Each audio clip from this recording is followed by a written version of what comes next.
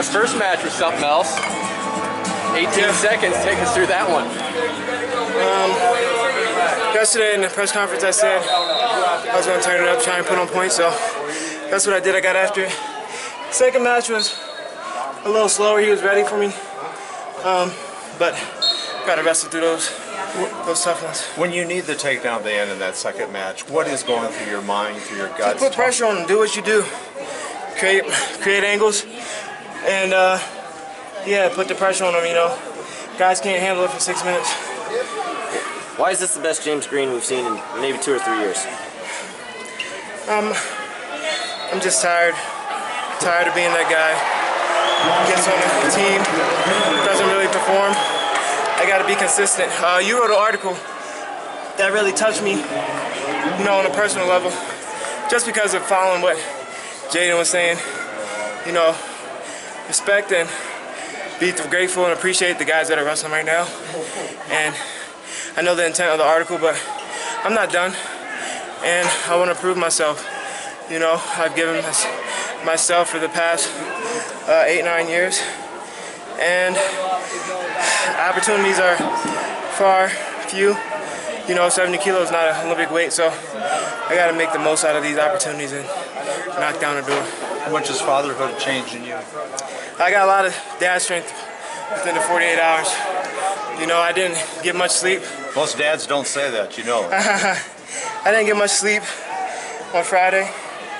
Baby came at 1:30, but you know, all the testing, I didn't get to bed till 5.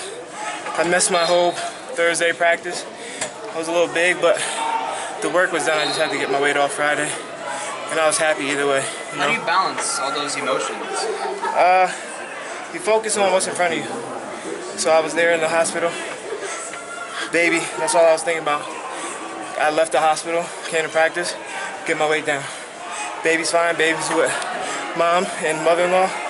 You focus on what you gotta do, and my wife, she's real supportive. She told me, do what you do, so I did it. James, do you have to win it all to be respected? Because I almost heard what you were saying earlier about the Jaden Cox thing. Do you have to win it all to be respected?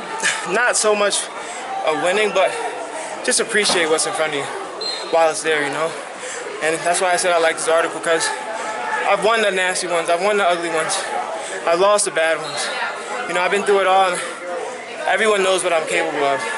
And I think everyone, as much as they know the hard work I put in, they're as equally upset, you know, me losing the Open and me not performing. Also, I'm a fan of the sport. I look on Twitter and Flow, and I see highlights of all these guys.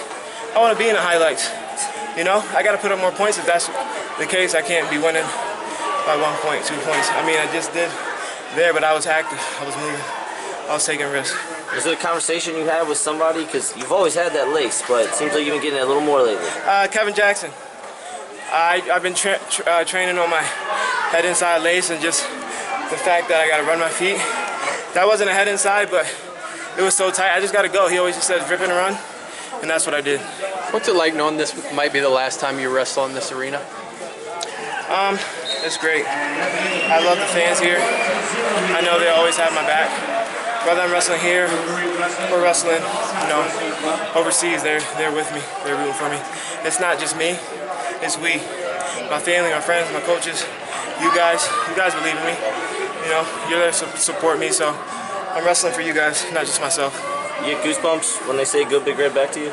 I actually liked the first match when they were counting the laces. 1, 2, 3, that was awesome. And the big red is, you know, I know that's just tradition. And that was a good one this year. They really appreciate you here in Lincoln. Yeah, I appreciate them. That's awesome. What was kind of your last 36 hours like? I know you talked about... I came from the hospital, slept for like 2 hours. I was so tired, so out of it.